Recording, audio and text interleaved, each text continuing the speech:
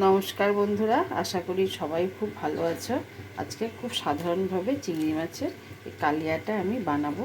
সেটা প্রথমে চিংড়ি মাছ বেছে ধুয়ে এটার মধ্যে লবণ আর হলুদ দিয়েছি। এটাকে মেখে নিব লবণ হলুদ দিয়ে। আর এখানে নিয়েছি আদার টুকরো আর একটা বড় পেঁয়াজ আর একটা ছোট পেঁয়াজ। পেঁয়াজ আর আদাটা আমি এখন বেটে নেব। কড়াইতে তেল দিয়েছি, সরষের তেল। তেলটা আমার গরম হয়ে গেছে। এখন আমি মাছগুলোকে হালকা করে ভেজে তুলে নেব। চিংড়ি মাছ খুব একটা বেশি ভাজে না। চিংড়ি মাছ বেশি ভাজলে কেমন একটা রাবার রাবার হয়ে যায়। রান্নাটা খুব সহজভাবে কিন্তু খুব স্বাদ হয় খেতে। খুব তাড়াতাড়ি এটা করে নেওয়া যায় রান্নাটা।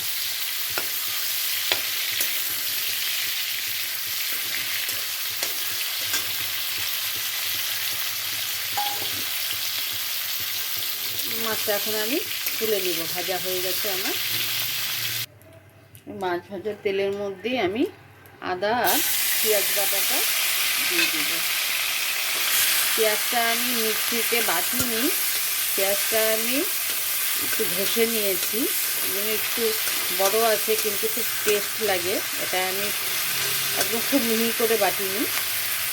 এর মধ্যে স্বাদ মতো লবণ দিয়ে দেব আর দেব হলুদ দেব।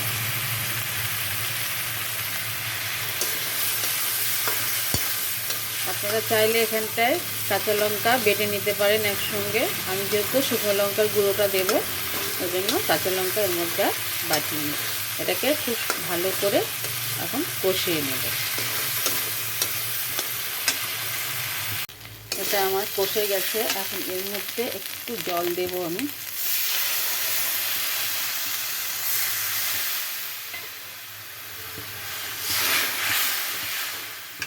এর মধ্যে দেব 1 চামচ ধনের গুঁড়ো,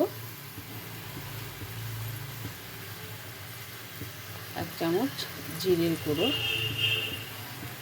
আর 1/2 চামচের মতো লঙ্কার গুঁড়ো। লঙ্কাটা নিজেদের ঝাল খাওয়ার অনুযায়ী লঙ্কাটা কম বেশি করে নিতে পারেন। এখন এটাকে একটু ভালো করে কষিয়ে নেব। কষিয়ে নিয়ে তারপরে মাছগুলো দিয়ে দেব।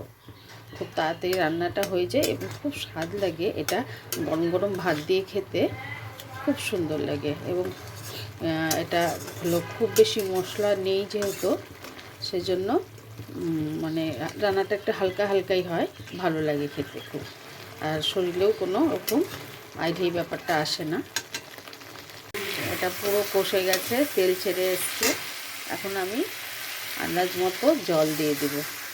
এটা মাখা মাখা হবে, বেশি গ্রেভি রাখবো না। এখন আমি এর মধ্যে মাছগুলো সব দিয়ে দেব। এখন একটা ফুটে একদম মাখা মাখা হয়ে যাবে, তখন আমি নামিয়ে নেব। এর মধ্যে গরম মশলা দেব না আমি। গরম মশলা দিলে পেটে একটু ভার হয়। সবার হয় কিনা আমি জানি না, আমার হয় একটু। তো গরম মশলা আমি দেব না এখানটায়। একদম সিম্পলভাবেই রান্নাটা করে নামাবো। এটা আমার হয়ে গেছে, একদম মাখা মাখা হয়ে গেছে। এখন আমি এটা নামিয়ে নেব। গ্যাসটা অফ করে দেব। এটা খুব সুন্দর গন্ধ বেরিয়েছে। আপনারা এইভাবে করে নিতে পারেন। চিংড়ি মাছ খুব তাড়াতাড়ি হয়ে যায় এবং খুব সুস্বাদু।